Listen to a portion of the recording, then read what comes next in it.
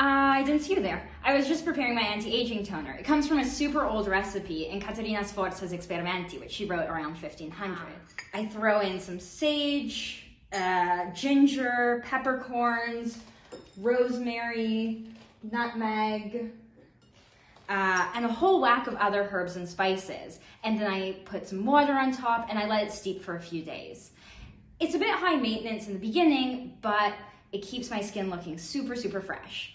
Anyways, while you're here, I might as well introduce you to my course, FAH380, The Art and Architecture of Healing. Each week, we'll delve into a topic related to pre-modern medicine. We'll be using an array of texts and objects to consider how different cultures thought about the body, responded to illness, and kept communities healthy and safe. And now, here's just a few examples of what we'll be looking at. For me, teaching and research thrive off of one another. So when we talk about art in the medical curriculum in Renaissance Italy, I'll be bringing in some of my own research on anatomical prints in 16th century Bologna. I work on the surgical treatises and anatomical commentaries by a professor of surgery at the University of Bologna named Berengario da Carpi.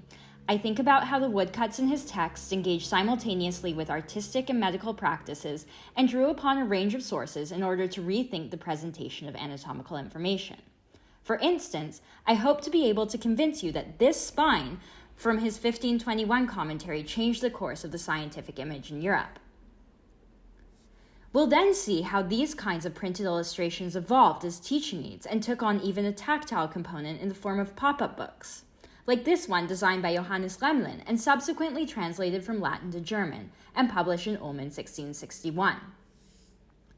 Books were not the only didactics used in early modern medical education, but wax models also played a crucial role in allowing students to gain a profound understanding of the human body.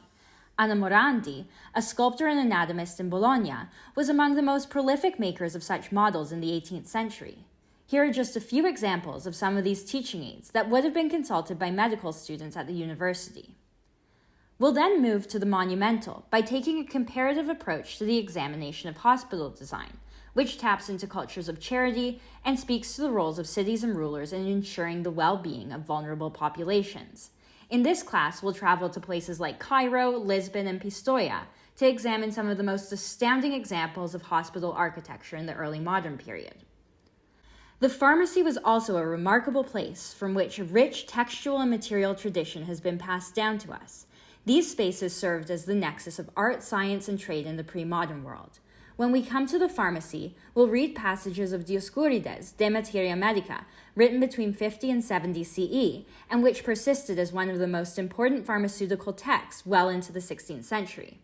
You'll even have the chance to make some of your own cures, tonics, and tinctures from recipes that date back almost 2,000 years. Within this topic, we'll also consider the important role that women, especially nuns, played as healers who were incredibly learned in the production of herbal remedies and cosmetic treatments. Finally, we'll look at how individuals and communities used art to cope with illness. Votive offerings were one such way this was done. These objects range from small plaquettes to wax effigies to monumental altarpieces like Guido Reni's bleak yet striking Palla della Peste, which were used to either entreat a deity or offer thanks for divine intervention in times of plague and sickness. As you can already see, this wide variety of objects has the ability to help us piece together a rich and varied history of pre-modern medicine. Hopefully this cursory glimpse has convinced you to enroll in FAH 380, and I'll look forward to seeing you in January. Now if you'll excuse me, I have to get back to my toner.